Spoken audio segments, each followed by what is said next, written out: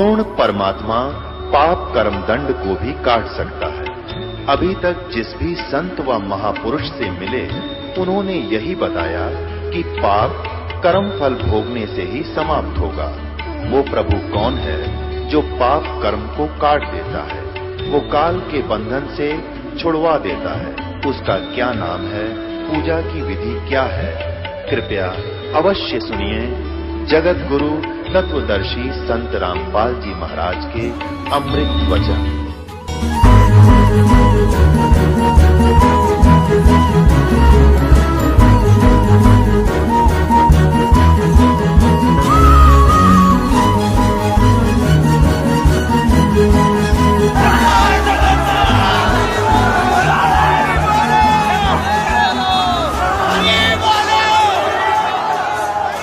नमस्ते दोस्तों, आज हम ले चलते हैं आपको उड़ीसा के पवित्र तीर्थ स्थल पुरी, उस अलौकिक जगन्नाथ रथ यात्रा के रंग बिरंगे और रहस्यमयी सफर पर। ये वो महापर्व है जो हर साल आषाढ़ शुक्ल द्वितीया से शुरू होकर लाखों श्रद्धालुओं के दिलों में भक्ति और उत्साह की लहरें जगा देता है। देश विदेश से लोग इस भव्य उत्सव का हिस्सा बनने पुरी पहुंचते हैं और भगवान जगन्नाथ, बलभद्र और सुभद्रा की रथ यात्रा का दर्शन कर अपने जीवन को धन्य करते हैं। सवाल नंबर 1, क्यों निकाली जाती है भगवान जगन्नाथ, बलभद्र और सुभद्रा की ये अलौकिक यात्रा? क्या इसके पीछे छिपी है कोई पौराणिक कथा, कोई आध्यात्मिक रहस्य, या फिर कोई ऐसा चमत्कार जो आज भी अनसुलझा है? लोक मान्यताओं की माने तो भगवान जगन्नाथ यानी श्री कृष्ण ठंडे पानी से स्नान करने के कारण बीमार पड़ जाते हैं। जी हां, कहते हैं कि उन्हें बुखार हो जाता है और 15 दिनों तक विश्राम कक्ष में उनकी विशेष देखभाल की जाती है, औषधियां दी जाती हैं। फिर आषाढ़ शुक्ल द्वितीया को वो अपने भाई बलभद्र और बहन सुभद्रा के साथ रथ पर सवार होकर नगर भ्रमण के लिए निकलते हैं। ये रथ यात्रा गुंडिचा मंदिर तक जाती है, जहां वो 7 दिन रुकते हैं, और तभी से ये परंपरा चली आ रही है। लेकिन रुकिए दोस्तों, क्या आपने कभी सोचा कि क्या भगवान श्री कृष्ण सचमुच ठंडे पानी से बीमार हो सकते हैं? और अगर हम पत्थर की मूर्तियों को ही भगवान मान लें, तो फिर हमारे पवित्र वेदों और श्रीमद् भगवद गीता का ज्ञान किस काम का? ये सवाल मन को झकझोरता है। क्या ऐसी परंपराएं जिनका शास्त्रों में कोई आधार नहीं, हमें सच्ची मुक्ति की राह दिखा सकती हैं? श्रीमद् भगवद गीता के अध्याय 16 श्लोक 23-24 में साफ लिखा है कि जो व्यक्ति शास्त्रों की विधि को छोड़कर मनमानी साधना करता है, उसे ना सुख मिलता है, ना शांति और ना ही मोक्ष। तो फिर सवाल उठता है, क्या रथ यात्रा, मूर्ति स्नान या उपवास जैसी क्रियाएं, जिनका गीता में कोई उल्लेख नहीं, हमें मुक्ति दिला सकती हैं? कुछ लोग कहते हैं, गीता में इन रीतियों को न करने का भी तो कोई प्रमाण नहीं। लेकिन दोस्तों, जब गीता साफ कहती है कि शास्त्र विरुद्ध साधना व्यर्थ है, तो क्या हमें अपनी परंपराओं पर पुनर्विचार नहीं करना चाहिए? लोक कथाएं कहती हैं कि भगवान जगन्नाथ नगर भ्रमण के लिए निकले थे और यही परंपरा रथ यात्रा बनी। लेकिन अगर हम शास्त्रों की रोशनी में देखें, तो क्या श्री कृष्ण ने कभी ऐसी रथ यात्रा की बात कही? आज हम शिक्षित हैं, हमारे पास वेद, गीता और पुराण हैं, तो क्यों ना हम इनका अध्ययन करें और विवेक से फैसला लें? क्या परंपराओं की बेड़ियों में जकड़े रहना सही है, या हमें सच्चे आध्यात्मिक ज्ञान की तलाश करनी चाहिए? सवाल नंबर 2, जगन्नाथ मंदिर का निर्माण आखिर किसने करवाया? इसके पीछे की सच्ची कहानी क्या है? दोस्तों, बात यहीं खत्म नहीं होती। जगन्नाथ मंदिर में भगवान जगन्नाथ, बलभद्र और सुभद्रा की मूर्तियां क्यों हैं अधूरी? इनके इस अनोखे स्वरूप के पीछे छिपा है कौन सा गुप्त राज? चलिए, इस सवाल के जवाब में इतिहास और आध्यात्मिकता की गलियों में चलते हैं और खोलते हैं जगन्नाथ मंदिर के उस रहस्य का पर्दा जो आपको हैरान कर देगा। दोस्तों, हमारे भारतीय इतिहास में कई ऐसे रहस्य हैं जो आज तक सुलझाए नहीं जा सके हैं। इनमें से एक ऐसा रहस्य है जो पूरे विश्व को हैरान कर रहा है, और वो है जगन्नाथ मंदिर का रहस्य। तो चलिए इस रहस्य को सुलझाने का प्रयास करते हैं। कहते हैं इतिहास को कभी मिटाया नहीं जा सकता।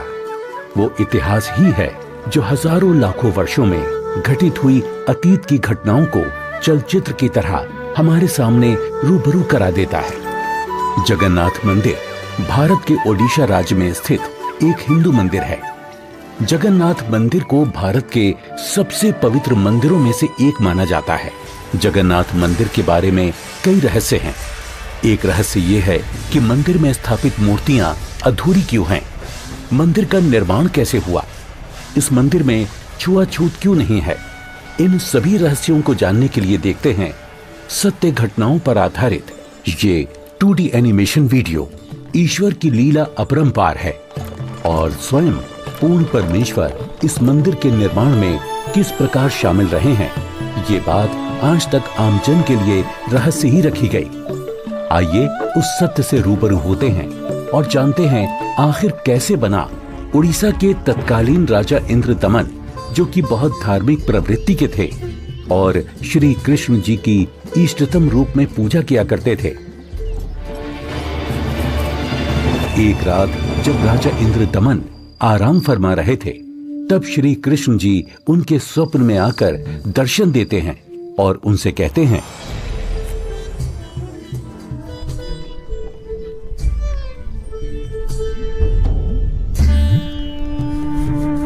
इंद्रदमन, हे प्रभु, आप? हे इंद्रदमन, मेरी मृत्यु के उपरांत जिस संदूक में मेरी अस्थियां विसर्जित की गई थी, वो काष्ठ का संदूक पानी में बहता हुआ तेरे राज्य में पुरी में समुद्र किनारे आ लगा है। मैं चाहता हूं कि तुम मेरे आदेश से उस संदूक को उसी स्थान पर रखकर उसके ऊपर मंदिर यादगार रूप में बनवा दो, जिसका नाम जगन्नाथ होगा। और उस मंदिर में एक विप्र रख देना, जो श्रद्धालुओं को पवित्र गीता के अनुसार ज्ञान प्रचार करेगा। याद रहे, इस मंदिर में ना तो कोई मूर्ति होनी चाहिए और ना ही कोई पाखंड। जैसा आपका आदेश महाराज। किंतु भगवान, कृपा करके मुझे वो स्थान दिखा दीजिए जहां मंदिर का निर्माण किया जाना है। ठीक है वत्स, मैं तुम्हें वहां ले चलता हूं।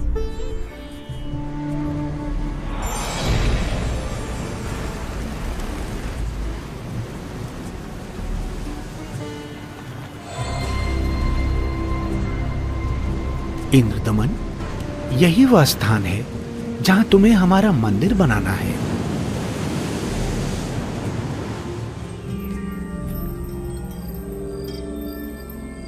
भोर होते ही राजा इंद्रदमन ये बात अपनी पत्नी को बताते हैं। फिर उसके बाद मेरी आंख खुल गई। स्वामी, इस शुभ कार्य में देरी कैसी? सर्व संपत्ति उन्हीं की दी हुई है, उन्हीं को अर्पित करने में क्या सोचना।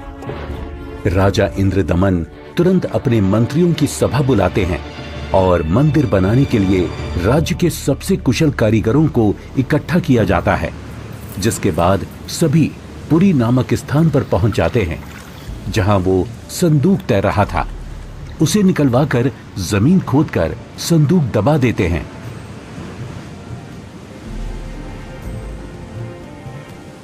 और देखते ही देखते उस संदूक के ऊपर मंदिर बनाने का काम शुरू हो जाता है।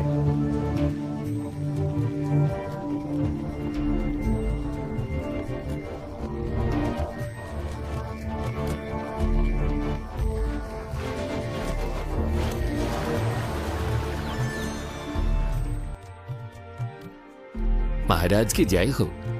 प्रभु श्री कृष्ण जी की दया से मंदिर बनकर तैयार है महाराज। राजन, बहुत सुंदर मंदिर बनकर तैयार हुआ है। सब श्री कृष्ण जी की कृपा। पीछे हट जाओ, पीछे हट जाओ, सभी चलो। समुद्री तूफान आ रहा है। समुद्री लहरें इतनी ऊपर उठकर हमारी तरफ आ रही हैं। लहरें बहुत तेज हैं। भागो, भागो, तूफान आ गया।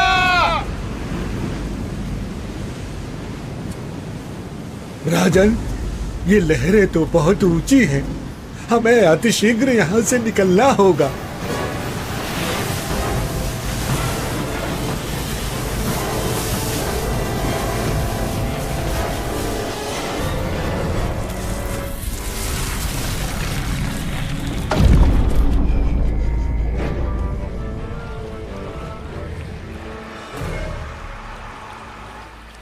हे भगवान, ये क्या अनर्थ हो गया?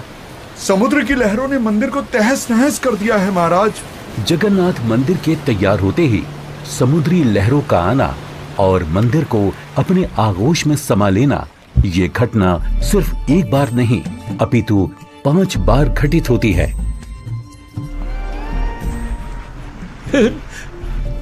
नहीं नहीं, ये नहीं हो सकता। अपने आप को संभालें राजन, हौसला रखें। न जाने समुद्र मुझसे कौन से जन्म का बदला ले रहा है। मैं क्या करूं, कुछ समझ नहीं आ रहा है। राजकोष भी खाली हो चुका है। अब और मंदिर बनवाने का मेरा सामर्थ्य ही नहीं बचा। हे भगवान, यह तुच्छ जीव आपके आदेश का पालन अब नहीं कर पाएगा।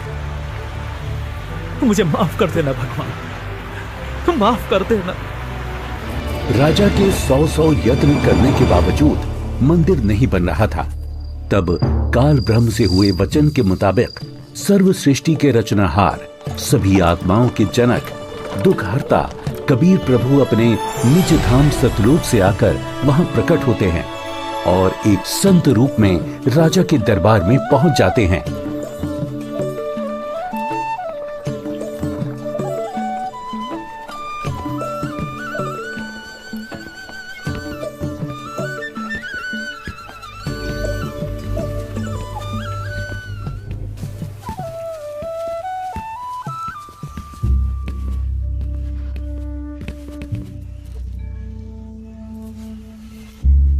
प्रणाम महाराज। प्रणाम।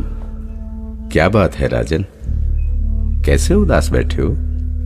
हे महात्मा जी, परमात्मा कृष्ण जी के आदेश से समुद्र किनारे मंदिर का निर्माण करवाया था, किंतु समुद्र ने उसे तोड़ दिया। अब की बार समुद्र नहीं तोड़ेगा, आप मंदिर बनवाओ। क्षमा करें महाराज, मंदिर 5 बार बनवाया है, परंतु 5 बार समुद्र ने उसे तोड़ दिया है। कोई बात नहीं इंद्रदमन, यदि मन बने तो मेरे पास आ जाना। मैं यहीं पास में पहाड़ी पर रहता हूं, वहीं पर मेरी कुटी है।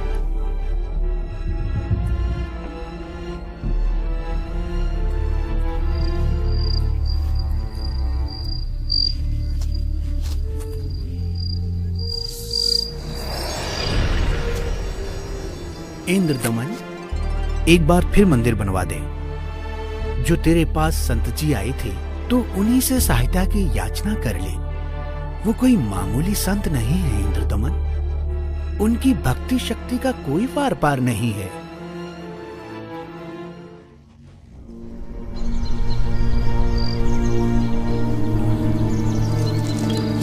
क्या हुआ महाराज? अभी अभी भगवान श्री कृष्ण जी ने दर्शन देकर मंदिर फिर से बनवाने को कहा है। अच्छा।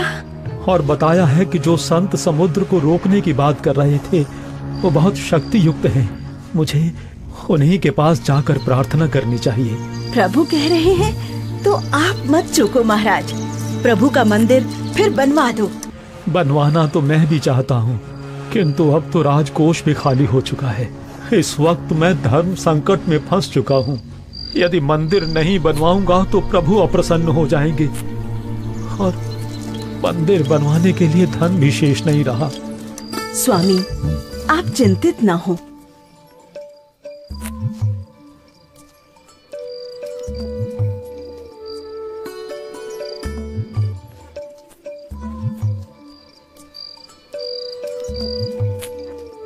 मेरे पास आभूषणों की कोई कमी नहीं है। किंतु रानी, आपके आभूषण।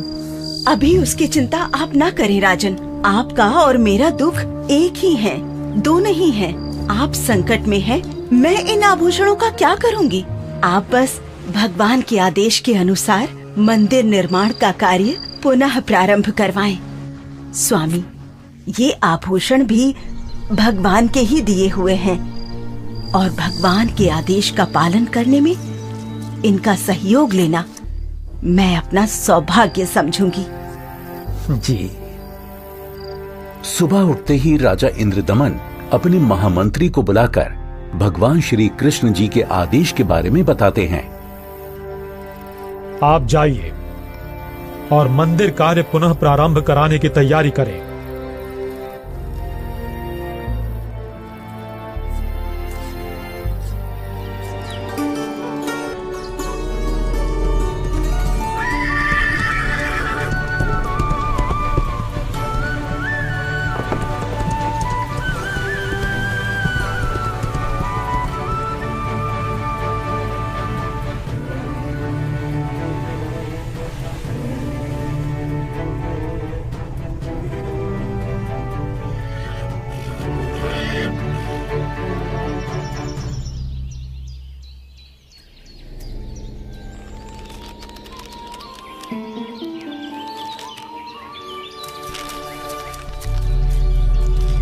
प्रणाम ऋषि जी। कहो इंद्रदमन, कैसे आना हुआ? हे महात्मा, मुझे माफ कर दो। मैंने आप पर विश्वास नहीं किया। स्वप्न में भगवान श्री कृष्ण जी ने बताया है कि आप समर्थ ऋषि हैं। मुझ दीन पर कृपा करो। राजन, जिस ओर से समुद्र हर बार आकर मंदिर को बहा ले जाता है, आप उस ओर एक छोटा सा चबूतरा बनवा दें, जिस पर बैठकर मैं परमात्मा की भक्ति करूंगा। जो आज्ञा महाराज। कुछ समय बाद मंदिर का निर्माण कार्य तकरीबन पूरा हो चुका था। एक दिन राजा स्वयं खड़े होकर निर्माण कार्य देख रहे होते हैं। तभी वहां गोरखनाथ जी आ जाते हैं। प्रणाम स्वीकार करें महात्मन।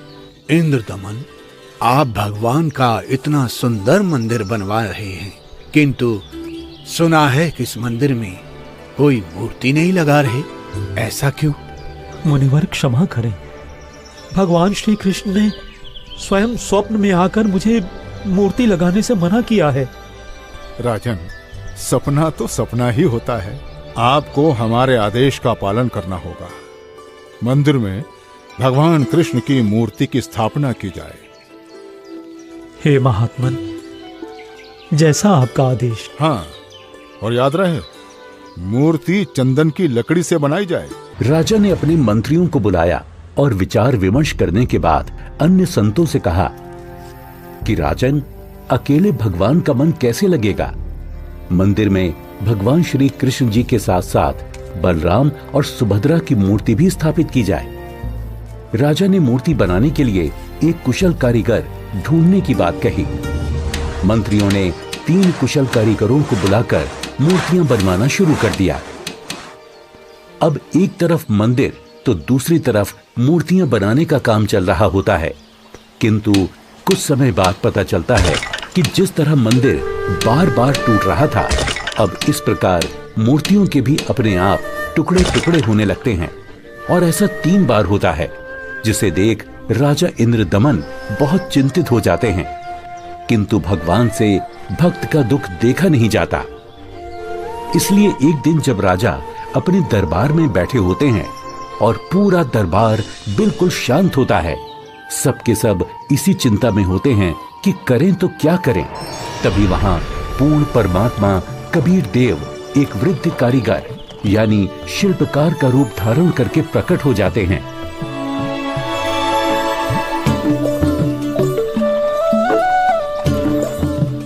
राजा से कहो कि मैं एक शिल्पकार हूँ और मूर्ति बनाना बड़े अच्छे से जानता हूँ।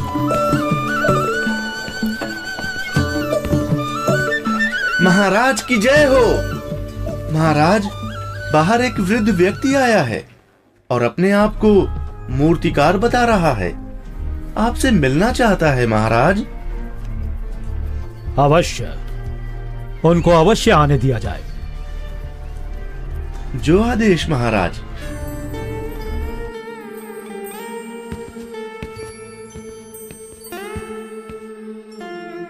ये कारीगर तो बड़ा अनुभवी लगता है। अवश्य भगवान की ही कोई लीला है। हे राजन, मैंने सुना है कि प्रभु के मंदिर के लिए मूर्तियां पूर्ण रूप से बन नहीं पा रही हैं। जी, आपने बिल्कुल सही सुना है। मैं 80 वर्ष का वृद्ध हो चुका हूँ और मुझे 60 वर्ष का अनुभव है राजन। चंदन की लकड़ी की मूर्ति प्रत्येक कारीगर नहीं बना सकता। यदि आपकी आज्ञा हो तो सेवक उपस्थित है। हे कारीगर, आप मेरे लिए भगवान ही हैं जो कारीगर बनकर आए लगते हो। कृपया आप शीघ्र अतिशीघ्र ही मूर्तियां बना दो। मूर्तियां तो मैं बना दूंगा, किंतु राजन मेरी एक शर्त है। क्या शर्त है आपकी? राजन, मूर्ति बनाने के लिए मुझे एक कमरा चाहिए जिसे अंदर से बंद करके मैं बड़ी स्वच्छता से मूर्ति तैयार करूंगा। और जब मूर्तियां तैयार हो जाएंगी तो मैं स्वयं दरवाजा खोलूंगा। ठीक है। एक बात और राजन, यदि किसी ने मेरे बाहर आने से पहले दरवाजे को खोलने का प्रयास किया तो मूर्तियां फिर पूरी बन नहीं पाएंगी। वो जितनी बनी होंगी उसी हालत में आपको मिलेंगी और फिर उन्हें पूर्ण कर पाना संभव नहीं होगा राजन। जैसी आपकी इच्छा। मंत्री जी, मूर्तियां बनाने के लिए सब बंदोबस्त किया जाए।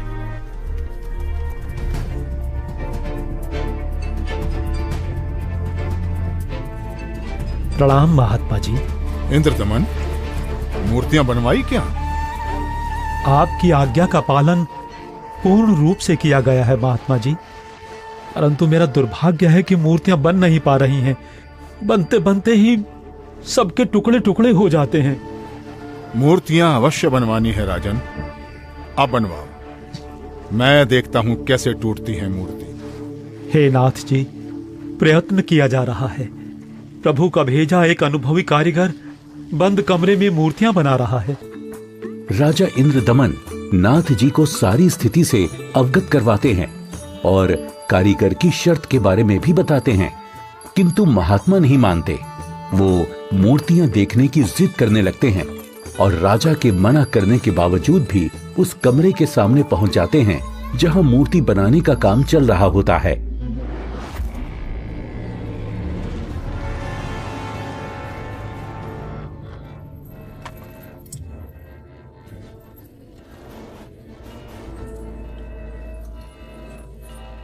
कारीगर, दरवाजा खोलो।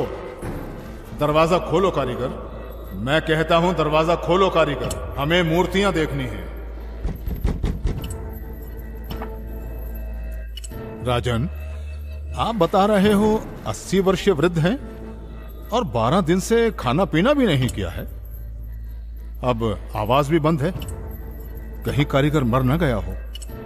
आप दरवाजे को तोड़वा दीजिए। राजा न चाहते हुए भी नाथ जी के कहने पर दरवाजे को सैनिकों से तुड़वा देते हैं।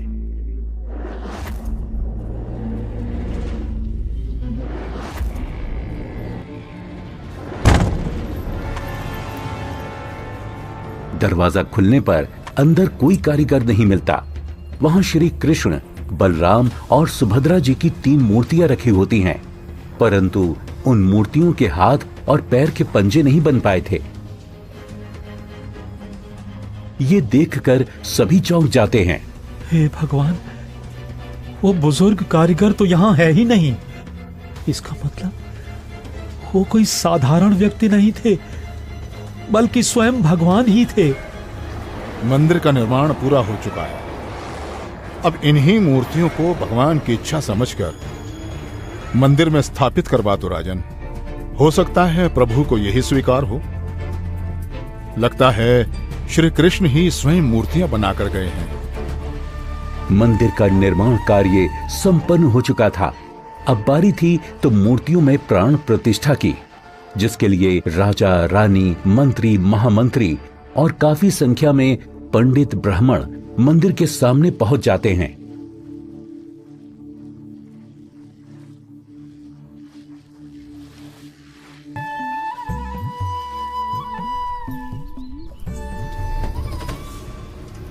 रे दुर्बुद्धि शूद्र, अपवित्र! देखता नहीं मंदिर का द्वार अपवित्र कर दिया तूने। ये क्या हो गया? शूद्र कैसे बन गई? भगवान ये कैसे हो गया? ये कैसे हो गया भगवान? कैसे हो गया?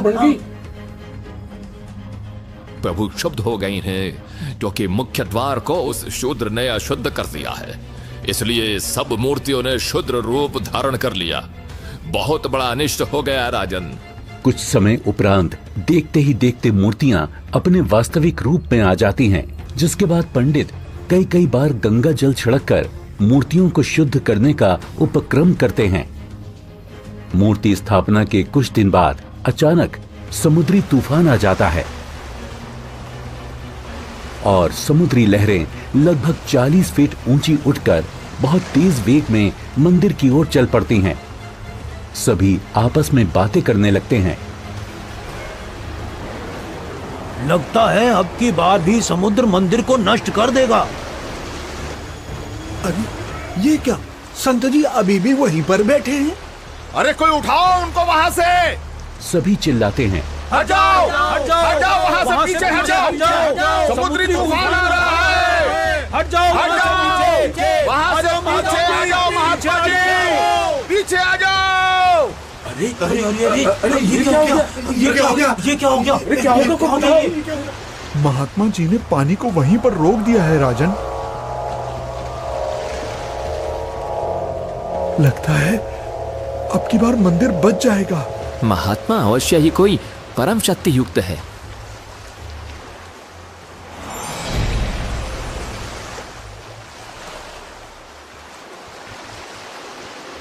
हे भगवान, मुझे रास्ता देने की कृपा करें। मैं मंदिर तोड़ने जाऊंगा। वत्स, ये मंदिर नहीं है। यहाँ पाखंड पूजा नहीं होगी, बल्कि गीता का ज्ञान सुनाया जाएगा। ये तो आश्रम है। आप जैसे बलवान को शोभा नहीं देता कि इसको विध्वंस करें। लेकिन मैं इसे अवश्य तोड़ूंगा, चाहे कुछ भी हो। अगर ऐसा है तो जाइए समुद्रदेव, तोड़िए।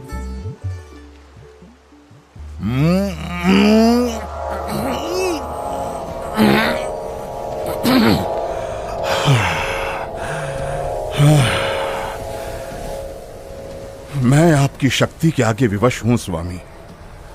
आपकी शक्ति अपार है। आप मुझे रास्ता देने की कृपा करें प्रभु। मैंने राजा इंद्रदमन को मंदिर की रक्षा का वचन दिया है। मैं मार्ग से नहीं हट सकता समुद्रदेव। आप ऐसा कुकृत्य क्यों करना चाहते हैं? जब ये कृष्ण त्रेता में श्री राम बनकर आए थे, तब इन्होंने लंका जाने के लिए मुझे अग्नि बाण दिखाए और मुझे भला बुरा कहकर अपमानित कर रास्ता मांगा था। लक्ष्मण, मेरा अग्नि बाण दो। लातों के भूत बातों से नहीं मानते। मैं ये मंदिर तोड़कर उसका प्रतिशोध लेना चाहता हूं। समुद्रदेव, प्रतिशोध तो आप पहले ही ले चुके हो। आपने तो समस्त द्वारिका पहले ही डुबो दी है। जी नहीं, अभी वो पूर्ण रूप से नहीं डूबी। कोई प्रबल शक्ति युक्त संत आने के कारण मेरा वो कार्य भी अधूरा रह गया और वो आधी ही डूब सकी, क्योंकि मुझे वहां पर किसी ने मानो बांध दिया है। वत्स, वहां भी मैं ही पहुंचा था और मैंने ही वो अवशेष बचाया था। अब जा, शेष बची द्वारका को भी डुबो ले, परंतु उस यादगार को छोड़ देना जहां श्री कृष्ण के शरीर का अंतिम संस्कार किया गया था। अन्यथा आने वाले समय में ये भ्रम पैदा होगा कि श्री कृष्ण की मृत्यु ही नहीं हुई। समुद्र, ध्यान देकर सुन। यदि फिर इधर मंदिर तोड़ने आया तो बात ठीक नहीं रहेगी। कबीर परमेश्वर के आदेश से समुद्र लगभग 1.5 किलोमीटर पीछे हट जाता है, जिसे देखकर वहां खड़े राजा, मंत्री, सैनिक और जनता सभी खुशी मनाने लगते हैं और जय जयकार करने लगते हैं संत रूप में आए कबीर परमेश्वर की। महात्मा की जय। महात्मा की जय हो। जय हो। जय हो। जय हो। जय हो।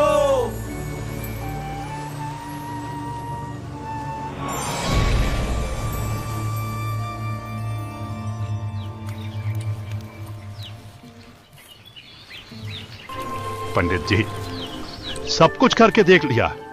आपका कुष्ठ रोग तो बढ़ता ही जा रहा है। भगवान, परमेश्वर, ये क्या हो गया? हे प्रभु, कष्ट हरो महाराज, क्षमा करो महाराज। पता नहीं मुझे किस पाप का प्रायश्चित करना पड़ रहा है। गलती क्षमा करो प्रभु, गलती क्षमा करो।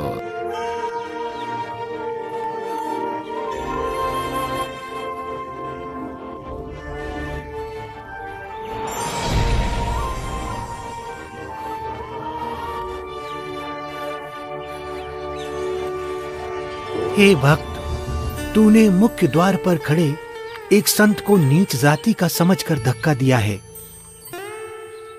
क्षमा करो महाराज, आगे से ऐसी भूल कभी नहीं होगी।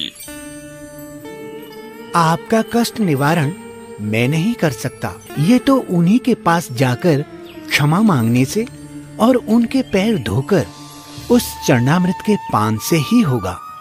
वो कोई साधारण संत नहीं थे, अपितु कोई परम शक्ति ही शूद्र रूप धारण करके वहां परीक्षा लेने के लिए पहुंची थी। यदि वो आपको हृदय से क्षमा कर देंगे तो ही आपका कष्ट निवारण संभव है, अन्यथा नहीं।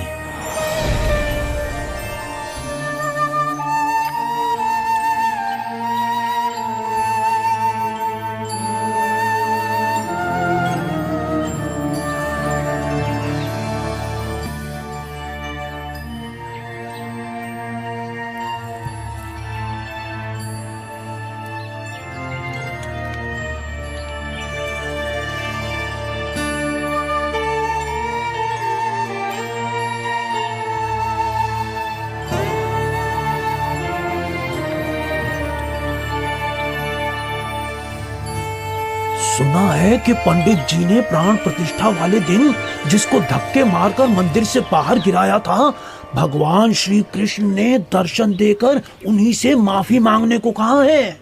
अच्छा? हाँ, मुनि की खोज सभी कर रहे हैं ताकि पंडित जी का कोढ़ का रोग ठीक हो सके।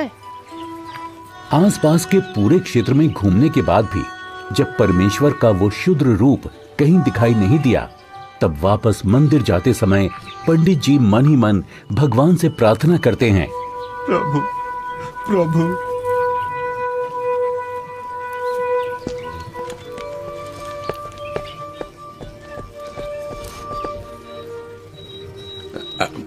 अरे अरे रुकिए पंडित जी, मैं शूद्र हूं, मेरे नजदीक मत आइए, आप भी अशुद्ध हो जाएंगे। आप ऐसा न बोले, मैं बहुत शर्मिंदा हूं भगवान। परवरदिगार, मेरा दोष क्षमा कीजिए, मुझ पर दया कीजिए करुणानिधि। क्या बात है पंडित जी, आप क्यों विलाप कर रहे हैं? महाराज, उस दिन मुझसे बहुत बड़ी भूल हो गई, मुझे क्षमा कर दीजिए प्रभु। ये नीच प्राणी प्रायश्चित करना चाहता है, अपने चरणों का जल देने की कृपा करें जिससे मेरा कोढ़ ठीक हो सके प्रभु।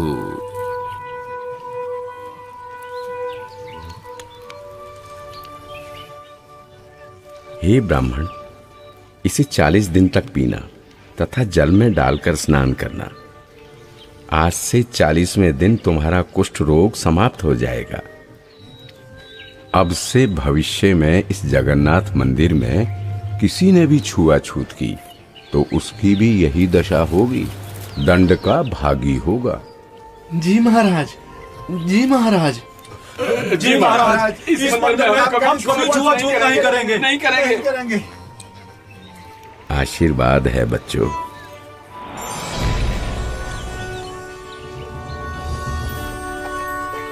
कहते हैं, जगत का पेख ना पेख्या, धनी का नाम ना लेखिया।